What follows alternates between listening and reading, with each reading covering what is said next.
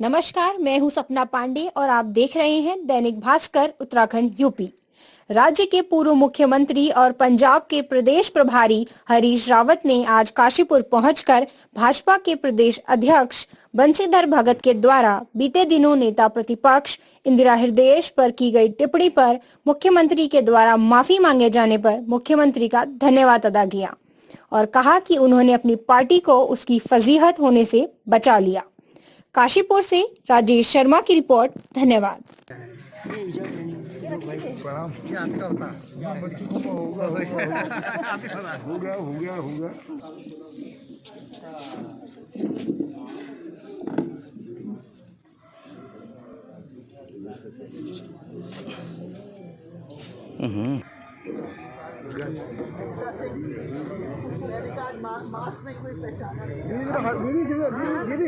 रास्ते में मुक्ता सिंह जी को प्रणाम करके आ रहे हैं। अरे हम थे ना वहाँ पर, आपको आना चाहिए। खरीदारी जिसको टिकट मिल जाएगा उसको माला पहनाने की रहेगी। आखिरी सवाल कि 2022 चुनाव को किस तरीके से देख रहे हैं? 2022 में किस तरीके से देख रहे हैं?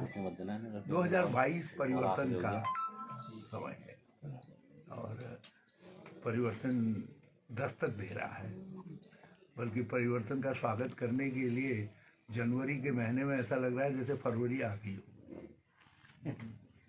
Thank you. तो सबका नेतृत्व भी स्वीकार करूंगा मैं तो इसमें कोई शक उसकी बात ही नहीं है। हमने तो हमेशा नेतृत्व स्वीकार किया और जब हमारा नेतृत्व था उस समय भी यदि मान लिया किसी ने कहा तो हमने दूसरे को आगे कर दिया। देखिए, ये तय करना मेरा काम नहीं है, लेकिन मैं ये कह सकता हूँ कि मेरा चेहरा बनने का कोई दावा नहीं।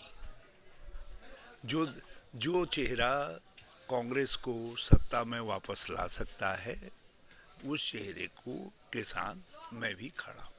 यानी कि आप मुख्यमंत्री पद के अब दावेदार नहीं है? मैंने कहा जो चेहरा कांग्रेस को सत्ता में ला सकता है, भाजपा को पराजित करने में पूरी कांग्रेस को साथ ले चल सकता है, उस चेहरे के साथ मैं भी खड़ा हूँ। हमेशा विकास, जन कल्याण और नौजवानों और किसानों, मजदूरों, महिलाओं, दलितों, पिछड़ों, कमजोरों के लिए नीति और कार्यक्रम बनाना रहा है। हम उसी भी मुद्दे पर चुनाव लड़ेंगे और हमारा मानना यह है कि हमने पहले भी आम व्यक्ति के लिए, गरीब के लिए, कमज़ोर के लिए योजनाएं बनाई, कार्यक्रम दिए और आगे भी हम उन अच्छे कार्यक्रमों को जारी रखेंगे।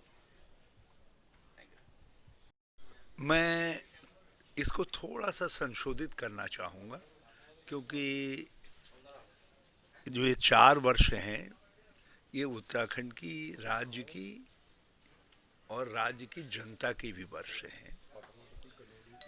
विकास हुए मगर जनोन्मुखी कार्य नहीं हुए, जिससे जनता का कल्याण हो वो काम नहीं हुए। रूटीन काम हैं, वो गिनाए जा सकते हैं, मगर आम आदमी के लिए, गरीब के लिए, नौजवान के लिए, किसान के लिए, छोटे व्यापारियों के लिए ये सरकार उतनी ही अमंगलकारी रही है जितने अमंगलकारी केंद्र में नरेंद्र मोदी जी हैं। दूसरा क्वेश्चन मेरा यही है कि बनाया सामने, यहाँ तक मैं इंदिरा जी ने कह दिया कि मैं कभी माफ नहीं करूंगी, लेकिन हरीश रावत जी का ट्वीट आता है कि मैंने माफ कर दिया मुख्यमंत्री के उस पे। नहीं, मैंने नहीं कहा ये तो, ये मैंने ये नहीं कहा। मैंने कहा मैं माननीय मुख्यमंत्री की समझदारी को बधाई देता हूं कि उन्होंने अपनी पार्टी को एक बड़ी फजीहत से बचा लिया, थोड़ा बचा लिया, पूरा नहीं, मैंने कहा थोड़ा बचा लिया। ऐसे में जब इंदिरा जी ने कह दिया और यदि मेरा ये वाक्य प्रशंसा है तो मैं समझता हूँ लोकतंत्र में ऐसे वाक्यों का सबको प्रयोग करना चाहिए।